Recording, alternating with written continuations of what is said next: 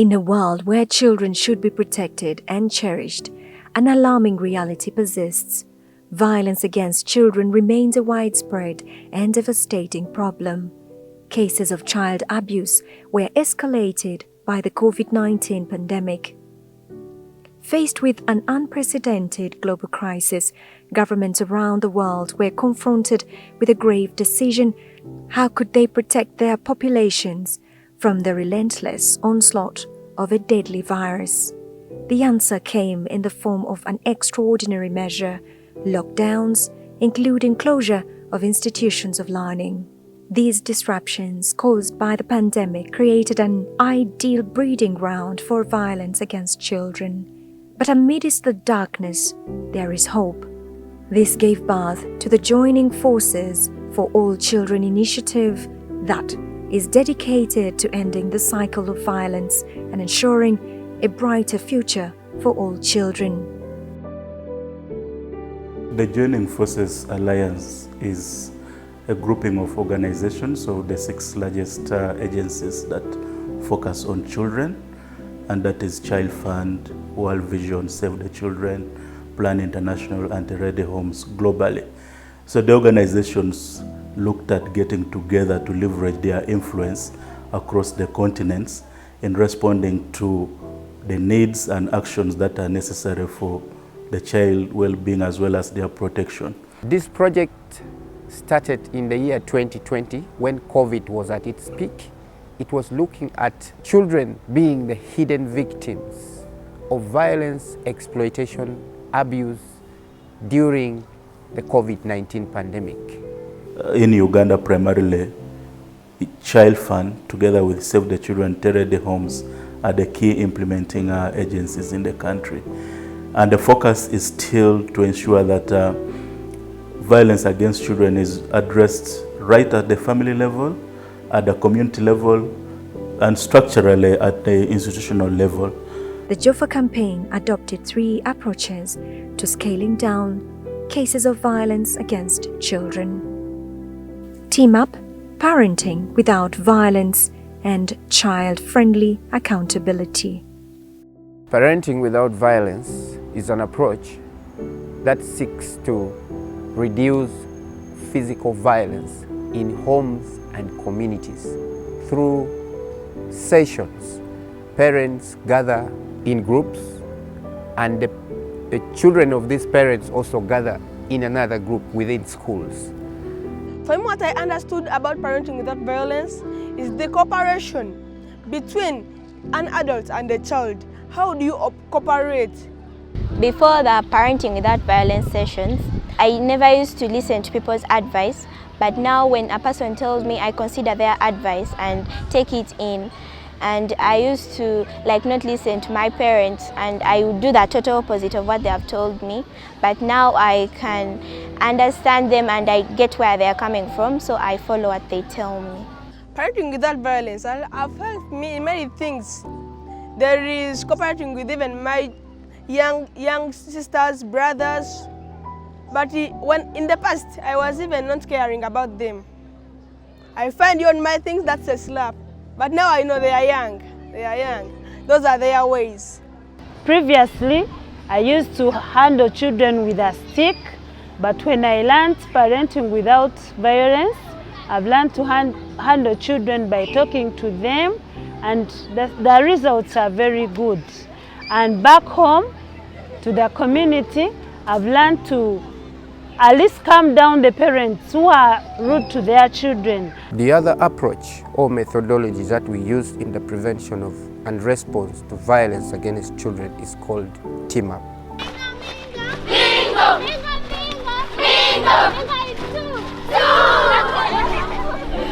Team Up is a structured recreational activity.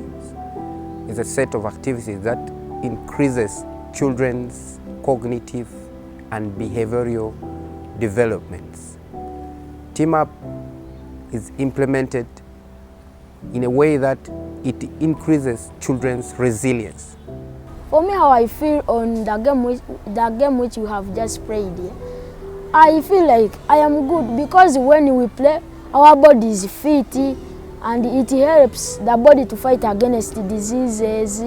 Playing with team up makes me to feel so good, because when you are there, we can run. Because sometimes for me, when I was at home, I was too fat when I can't even run. These children here, you see them.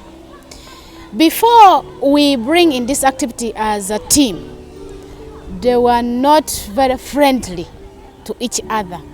Now you see that once we bring the activity and we make them to participate as a group, someone can create the friendship within themselves.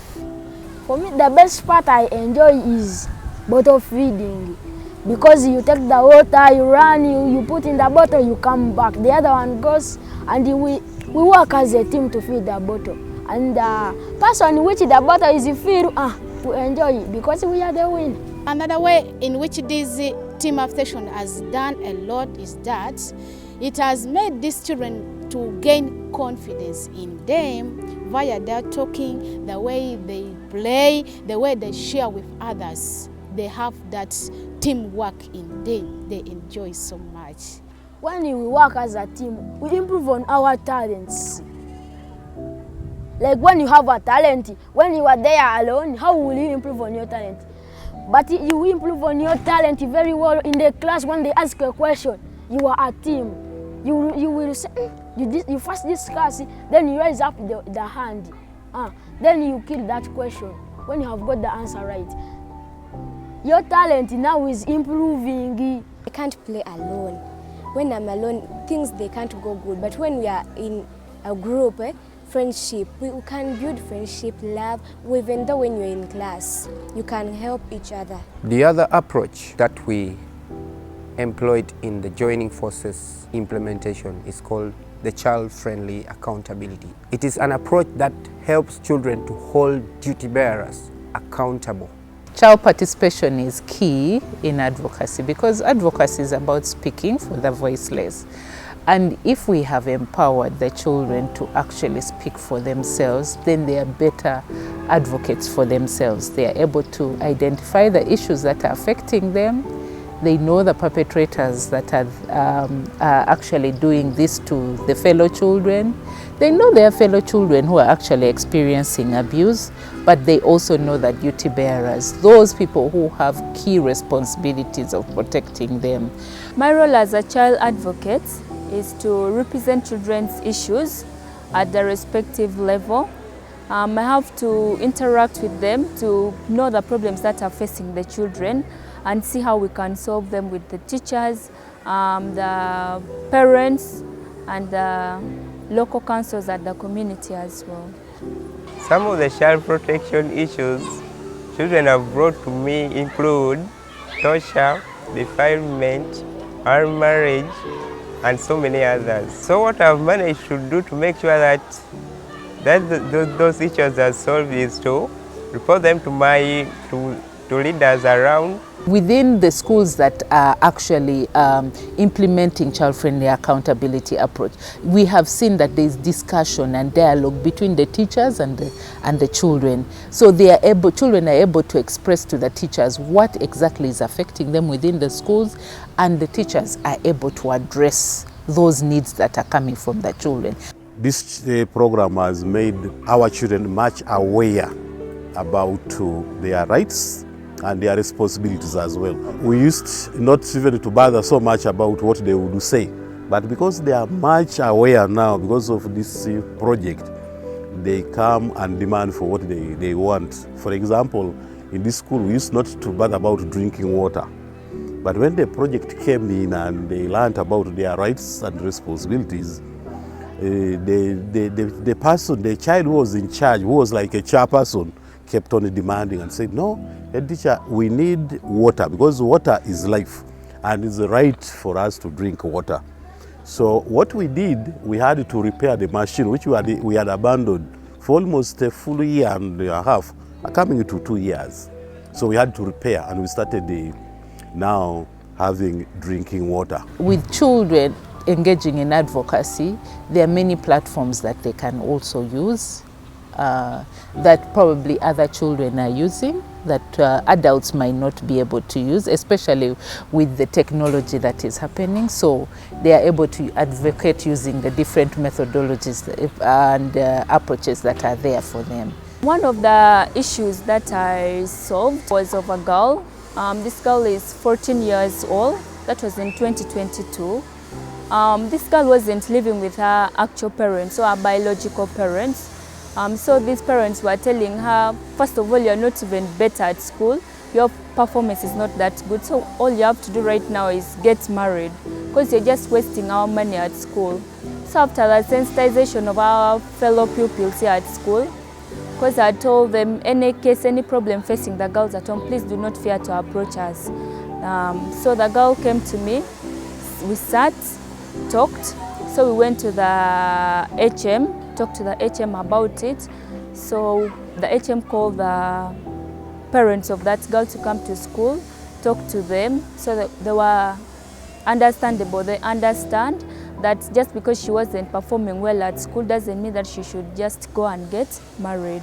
After this project, we even think we want to establish what we call a child court, so that they will be sitting to sort out some of the challenges among our children. Instead of us shouting at them, or maybe we don't know their problems, we want to use this child-friendly accountability group to sort out challenges others are facing. One other important intervention that joining forces put alive has been the establishment and functionality of the division action centers within Rubaga Division and Kawempe. These are centers that act as a cascade of cases that has been received at the national level, cascaded to the divisions. Before JOFA Project came in Wakiso sub-county, we had registered a number of challenges dealing with child protection cases or issues, concerns in the society. Among them, we had the challenge of incapacity building of some PhDs and parasocial workers. I came here in 2018. The situation wasn't okay because even in personnel, I was alone. Cases were being reported concerning children, but indeed we didn't have career support. Like the way JOFA came in and started helping us, they took us into training. They taught us very many things concerning children. With the support of ChildFund through the JOFA Project, the Division Action Center was formed. Yes, and it made my work easy. Case management became a lot better because clients would walk in, and first of all they had a waiting area because we handle a big volume of clients. Children also had play areas. There was a provision of play items for the children and the chairs for them, so the children can now come in, sit and be able to play, and then as we attend to the clients. And then the clients, the space is big enough, there is confidentiality, clients can easily open up. We have many cases that we handle. Like today you found me handling a custody conflict matter where both parents had come for a mediation, but each parent, they separated and each parent wants to have their child. We have defilement. We have fathers defiling their daughters, so many caregivers, both parents and also aunties and the caregiver, the grandmothers, even the grandmothers abusing the children. So many children are being tortured. People nowadays, they have changed. Cases have reduced because of community policing, sensitizing children at school, even sensitizing ourselves because we're also parents. I feel I have learned a lot through the Parenting Without Violence because it is advocating for a reduction in physical violence. We use our hands. Most of the violence that perpetrated against children, 90% of it is by the use of our hands. And I believe moving forward in my life, I'll become a better child protection advocate nationally, regionally, and even at home, because charity begins from home. Whereas Joining Forces for All Children initiative gained momentum, the battle is far from over. We all have a role to play: parents, educators, policymakers, and concerned citizens. Together, we can create a world where children can live to their full potential.